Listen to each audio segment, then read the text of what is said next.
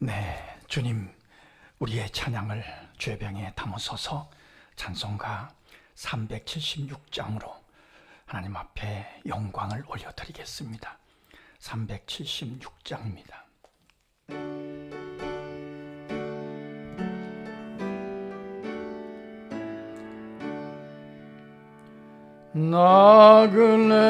나그네와 같은 내가 힘이 부족하오니 전능하신 나의 주여 내 손 잡고 가소서. 하늘 양식 내일 먹여주소서. 하늘 양식 내게 먹여주소서. 수정 같은 생명수로 항상 되어 주시고 불과 구름 기둥으로 발길 인도하소서. 나의 주여 힘과 방패 되소서. 나의 주여 힘과 방패 되소서.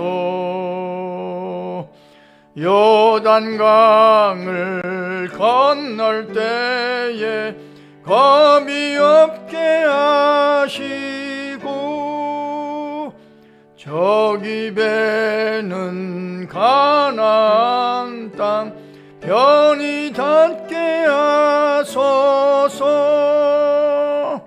나의 주께 항상 찬송 드리리. 나의 주께 항상 찬송 드리리.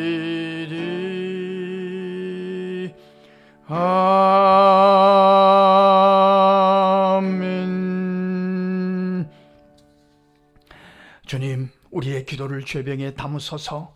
기도문으로 함께 기도하겠습니다. 하나님, 우리 아버지여, 나그네 같은 인생을 살아가는 부족한 자들이 오늘 새벽에도 전능자의 손을 잡고 일어서게 하시니 감사합니다. 광야에서 이스라엘 백성들을 날마다 만나로 먹이심 같이 오늘도 하늘 양식으로 채워주실 줄 믿고 감사와 영광을 올려드립니다. 주님을 의지하고 살아갈 때 불과 구름 기둥으로 인도해 주실 줄 믿습니다. 하늘나라 소망을 바라보며 항상 찬송으로 하루를 열게 하시니 무조건 감사하나이다. 하루를 찬송과 기도로 시작하였사오니 하루 종일 여호와로이 주께서 목자가 되어 주심을 체험하고 감탄하게 하옵소서. 여호와 일에 미리 필요한 것들을 예비해 주심을 깨닫고 할렐루야 찬송할 일들이 많아지게 하옵소서. 여호와 샬롬, 주님이 부어주시는 은혜와 평강이 강수같이 흐르기를 소원하나이다. 여호와 라파, 몸과 마음이 아픈 이들을 친히 신방해 주셔서 속히 쾌유함을 얻게 하옵소서. 여호와 니시, 하루의 삶 속에서 말씀의 지팡이와 막대기로 넉넉히 승리하기를 강청하나이다. 믿어야 할 가족들을 위하여 기도할 때 성령께서 거기서 감동하셔서 믿음의 눈이 열리고 영적인 소원을 갖고 주님 앞에 달려오는 기적도 경험하게 하옵소서. 세례를 신청한 성도들의 마음과 몸을 온전히 주장해 주셔서 모든 과정을 잘 감당함으로 주님이 나의 주 나의 하나님이심이 믿어지게 하옵소서. 우리가 기억하는 이들이 미혹하는 악한 영들에게 마음을 뺏기지 않게 하시며 언제나 말씀의 불을 켜고 거짓을 분별하게 하옵소서. 거절할 것은 믿음의 용기로 분명하게 거절함으로 자기 영혼을 지켜가게 하옵소서. 오늘도 우리 교회가 돕는 선교사님들과 어려운 이웃들이 주어진 사명을 성실하게 감당해 가므로 거기에 하나님의 나라가 흥황하기를 강청하나이다. 교회를 여기 세우시고 한 모퉁이를 감당하게 하신 주여, 이제도 풍성한 은혜로 함께 하셔서 허락하신 사명을 힘껏 감당함으로 주님께 가져갈 이야기를 한 줄을 즐거이 만들어 가게 하시옵소서. 나라의 지도자들에게 현명한 판단력을 허락해 주셔서 불필요한 다툼을 멈추게 하시며 국민들을 바른 길로 인도해 가기에 부족하지 않게 하옵소서. 하나님을 사랑하는 자, 곧 그의 뜻대로 부르심을 입은 자들에게는 모든 것이 합력하여 선을 이루어 주실 줄 믿습니다. 예수님 거룩하신 이름으로 기도합니다. 아멘. 하나님의 말씀 마태복음 13장 44절로 58절입니다. 함께 읽겠습니다. 천국은 마치 밭에 감추인 보화와 같으니 사람이 이를 발견한 후 숨겨두고 기뻐하며 돌아가서 자기의 소유를 다 팔아 그 밭을 샀느니라. 또 천국은 마치 좋은 진주를 구하는 장사와 같으니 극히 값진 진주 하나를 발견하며 가서 자기의 소유를 다 팔아 그 진주를 샀느니라. 또 천국은 마치 바다에 치고 각종 물고기를 모는 그물과 같으니 그물에 가득함에 물가로 끌어내고 앉아서 좋은 것은 그릇에 담고 못된 것은 내버리느니라. 세상 끝에도 이러하리라. 천사들이 와서 의인 중에서 악인을 갈라내어 불못불에 던져 넣으리니 거기서 울며 이를 갈리라. 이 모든 것을 깨달았느냐 하시니 대답하되 그러하오이다. 예수께서 이르시되 그러므로 천국에 제하된 서기관마다 마치 새 것과 옛 것을 그곳에 꺼내서 내오는 집주인과 같으니라. 예수께서 이 모든 비유를 마치신 후에 그것을 떠나서 고향으로 돌아가사 그들의 회당에서 가르치시니 그들이 놀라 이르되 이 사람이 이 지혜와 이런 능력이 어디서 났느냐? 이는 그 목수의 아들이 아니냐? 그 어머니는 마리아, 그 형제들은 야고보, 요셉, 시몬, 유다라 하지 않느냐? 그 누이들은 다 우리와 함께 있지 아니하냐? 그런즉 이 사람이 이 모든 것이 어디서 났느냐 하고 예수를 배척한지라. 예수께서 그들에게 말씀하시되 선지자가 자기 고향과 자기 집 외에서는 존경을 받지 않음이 없느니라 하시고 그들이 믿지 않음으로 말미암아 거기서 많은 능력을 행하지 아니하시니라. 아멘. 오늘 말씀 속에는 몇 개의 비유의 말씀이 들어있죠.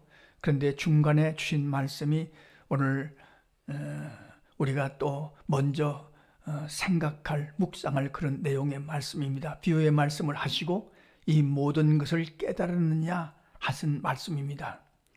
비유의 말씀을 들었지만 깨닫지 못하면 그건 무효가 아니겠습니까? 우리의 평생의 소원이고 우리의 평생의 기도의 제목입니다. 말씀을 통해서 그 말씀을 내게 주시는 말씀으로 깨닫고 살게 하시옵소서. 그 말씀으로 나를 고쳐가며 살게 하시옵소서. 이것이 주님을 닮아가는 길이거든요. 예수를 믿고 주님의 사람으로 살아갈 때 깨닫는 마음이 마비되면 이건 야단입니다. 우리가 종종 우리의 믿음이 내리막길을 걸을 때가 있습니다. 그때 우리가 살필 것입니다. 내가 말씀에 대한 감각이 살아있는가? 내가 말씀을 사모하는가? 내가 말씀에 대한 소원이 있는가? 말씀을 들을 때 나를 보는가? 아니면 말씀을 들을 때 다른 사람을 보는가? 그 말씀으로 나를 보고 나를 고치고 성령의 도우심을 따라서 내게 힘이 되어야, 그래야 그것이 깨닫는 거죠. 그러니까 어떤 경우에 가만히 보면 말씀을 듣기는 들어요. 깨달음이 없어요. 늘 말씀을 들어요. 영적인 감각이 마비되어 있어요. 그러면 이건 야단인 것입니다. 깨닫는 마음, 너희가 이 모든 것을 깨달았느냐? 우리 평생에 우리가 마음에 두고 묵상하며 말씀을 들을 때마다, 말씀을 읽을 때마다 그것을 깨닫게 하시옵소서. 그 말씀의 거울을 보고 나를 보게 하시옵소서. 나를 고쳐가게 하시옵소서. 그 말씀이 내게 힘이 되게 하시옵소서. 오늘 말씀 중에서 첫 번째 비유는 잘 아시는 밭에 감추인 보화의 비유입니다. 그 밭에 감추인 보화가 엄청나다는 것을 알고 가서 자기 소유를 다 팔아 삽니다. 아깝지 않습니다. 예수 믿은 우리가 느끼는 은혜 받으면 아깝지가 않습니다. 절대로 아깝지 않습니다. 왜냐하면 예수를 믿었다는 것, 예수 그리스도가 우리의 인생의 최고의 보화이기 때문입니다. 진주도 마찬가지, 진주비호도 마찬가지입니다. 가장 좋은 진주를 모든 소유를 다 팔아 이걸 하나를 샀다. 모든 것보다 이것이 더 소중하다, 더 중요하다. 예수를 믿는 우리가 느끼는 거 아닙니까? 내가 예수를 믿고 하나님의 자녀가 된 것, 이것이 최고의 보화이고 가장 소중한 진주인 거죠. 그리고 그 다음부터, 예수를 믿은 다음부터, 하나님의 자녀가 된 다음부터 우리의 목적은 모든 것이 하나님께 영광을 올려드리는 것, 이것이 가장 최우선순위가 되는 것이죠. 나를 위해서 십자가에 못 박혀 죽으신 그 주님의 영광을 위해서 살아가는 것. 그래서 오늘도 우리가 하루의 첫 시간을 찬송과 기도로 시작합니다. 하나님이 좋아하시는 일이기 때문입니다. 먼저 그의 나라와 그 의를 구하는 것이 최고의 기쁨으로 알고 우리가 주님 앞에 연결하며 살아가는 거죠. 이 새벽 기도가 얼마나 소중한 것일까요? 예? 이것을 깨닫고 그리고 확인하는 자들이 기도하는 거죠. 자, 이것이 우리의 최고의 보화이고 가장 소중한 진주인 것을 다시 한번 비유를 통해서 확인하게 됩니다. 우리의 모든 목적, 최고의 목적은 하나님 앞에 영광을 올려드리는 것이죠. 물고기를 그물에서 골라내는 것, 좋은 것은 담고 못된 것은 버리고 하는 것의 비유의 말씀을 주십니다. 이건 가라지의 비유와 상통하는 비유입니다. 마지막 날에 하나님이 모든 것을 심판하실 것입니다. 그때에 우리가 그때를 위해서 우리가 지금을 살아가는 것이죠. 그리고 마지막에 주신 비유는 선지자의 고향이라는 말로 요약된 비유입니다. 선지자가 고향과 자기 집에서 존경받는 일이 힘들다는 것을 비유로 말씀하셨습니다. 예수님이 말씀을 전하십니다. 예수님이 기적을 행하십니다. 그럼 어느 지역에서든지 믿고 감사하고 이런 감탄이 있었는데 예수님이 고향에서 말씀을 전하니까 이 사람은 우리가 아는 목수의 아들이 아니냐? 그 어머니는 마리아, 우리가 다 알지 않느냐? 형제들도 우리가 다 아는데 굉장하다. 그리고 받아들이지 않았다는 것입니다. 이것을 가리켜서 이 비유를 선지자의 고향이 생기는 것, 이것이 걸림돌이 된다는 것을 비유로 말씀하시는 거죠. 그러니까 우리가 어떤 경우 누가 말씀을 전하든지, 그 젊은이든지 남자든지 여자든지 누가 말씀을 전하든지 선지자의 고향이 우리 안에 생기지 않도록 그를 통해서 은혜 받는 것이 내게 최고의 목적이니까요. 그렇지 않습니까? 이 말씀을 읽을 때마다 제가 늘 기억나는 분이 계십니다. 그 이야기를 제가 어느 책에서 읽었는데요. 어떤 장로님이 그 아들이 목사가 됐어요. 목사님이 됐어요. 그 아들이 목사예요. 그 집에 들어오면 장로님이 누워 계시다가 그 아버지 장로님이 누워 계시다가 벌떡 일어나요. 목사님 오셨네.